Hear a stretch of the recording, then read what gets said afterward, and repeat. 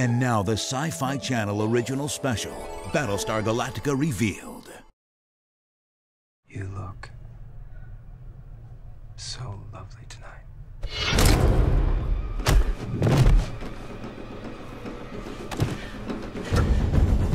You can kill Cylons, but there are many copies. 5 times now.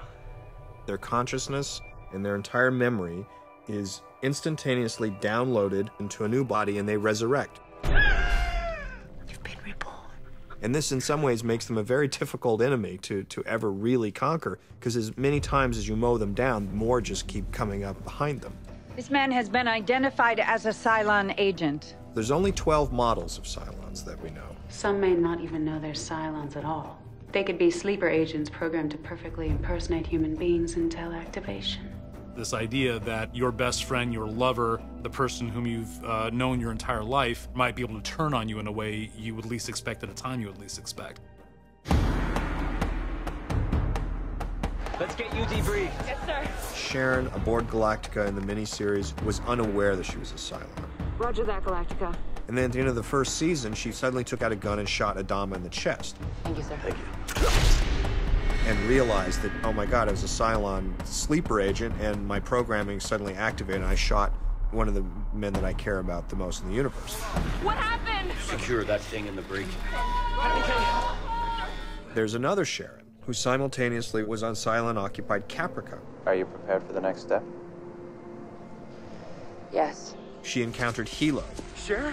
and she was deliberately letting Hilo believe that she was the Sharon that he had once known. Another prime motivation of the Cylons is they want to be able to reproduce biologically. The Cylons sent Sharon in to manipulate Hilo in order to try to have a child, thinking that if she made Hilo fall in love with her, that would be enough. Does he love you? I think so. What they didn't bargain for was that she, in turn, would fall in love with him as well. Once she fell in love with Hilo, she couldn't betray him, and she elected to go with him back to Galactica. So now, the two Sharons actually swapped sides. The Sharon that is aboard Galactica, married to Hilo, and is Hera's mother, was actually the enemy at the beginning of the series, and there's a Sharon aboard the Cylon base ships who was actually with us at the very beginning of the series. I don't know what's so complicated about that. Yeah, you need a diagram? What's the word? All the models of Cylons share certain traits. You can say that all the Sharons tend to be more naive, more trusting, to be pulled by their heart in one direction or another. The Sixes all tend to be seductive on some level, manipulative on some level, and insecure on some level. They're capable of deception and brutality. The number 6s also have become the gateway for the audience to be forced to acknowledge the humanity within the Cylons. The Leobins tend to be more spiritual and more in tune with ideas of God and man and, you know, the relationship of the spirit. I only want you to see the truth of your life. That's why God sent me to you. That's why God wants us to be together. The Durals are more bureaucratic and by the numbers and just trying to get things done. The Simons tend to be caregivers and health professionals. Jump the ship. All the Cylons are equal in theory, but the Deannas tend to try to dominate any settings. They tend to try to become the de facto leaders. Well, this is an awkward moment. The Cavils are more mysterious. The Cavils seem to have a great investment in protecting the hierarchical order. There's a suggestion that perhaps the Cavils exist to keep the Cylons honest. Atmosphere is nitrogen, oxygen, fresh water.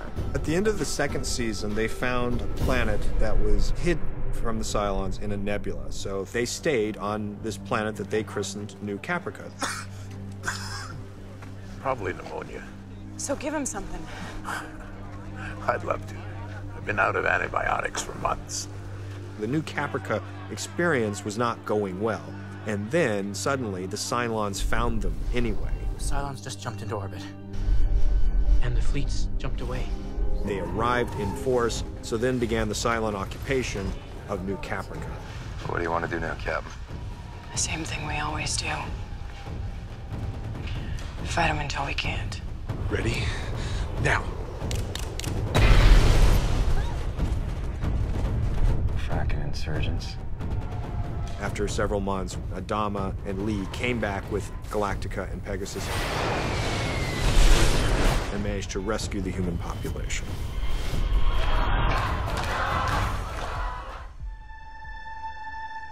This is Apollo. Can you read me? Start up report!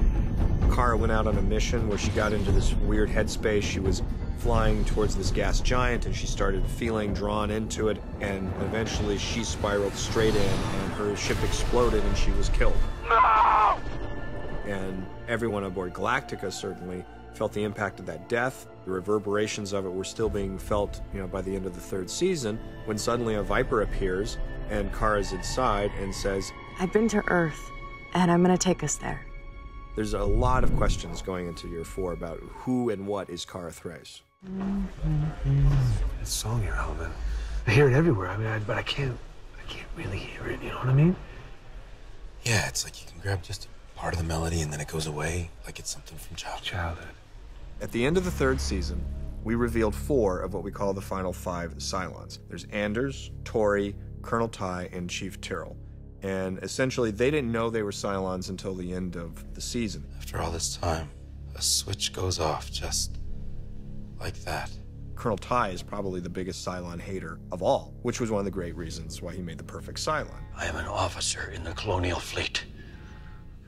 Whatever else I am, that's the man I want to be. You got a slight hint about their initial reaction, which ran the gambit from horror to disgust, and then you're out. What's their connection to one another, and most of all, who's the final one? Who's the 5th of the final 5? Kara is still technically married to Anders, and so exactly how Sam's going to react when she walks back aboard Galactica, they both have a lot to talk about. She's dead and he's a Cylon, and they're married. So it's much like most relationships, actually. Season 4 picks up literally where Season 3 ended, in real time. Don't freak out, it really is me. There comes a bit of a split among people and their loyalties about who's going to listen to Kara and who is not, particularly with Adama. Where do you take me to? To your new life. Baltar discovers a new role for himself as a religious figure. In the Cylon world, we see divisions and pressures for the first time. Real conflicts develop between them, which creates certain dangers and certain opportunities for the Colonials. Laura Roslin's cancer came back at the end of the 3rd season, and her cancer's not going to go away this year, which will also inform her relationship with Adama. Sam. You all just stay the frack away from me. The 4 Cylons will try to figure out what they're supposed to do. All running into the common theme of these characters asking themselves the terrifying question, will I sabotage my own people? No one's asking anyone to forget or to forgive, but we have to look to the future. This show has a built-in ending. They're looking for a place called Earth, and eventually, they gotta find it. Commence jump prep. We're going to the Ionian Nebula. In order to honor that principle, the show's got to end. We all want to look back and go, wow, it was really great right up until the end. 3, 2, 1, jump.